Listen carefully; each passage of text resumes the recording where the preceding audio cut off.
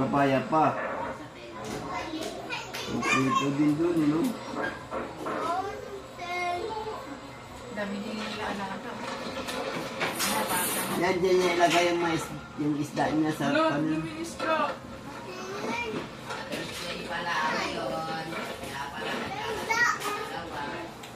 Saan tinelas mo?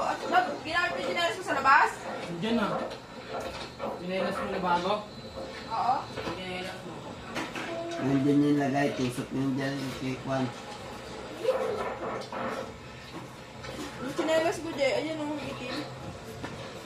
Ayoko na yan. Luma na yan. Ginamit mo tunok, no? Long. Alika ko kayo.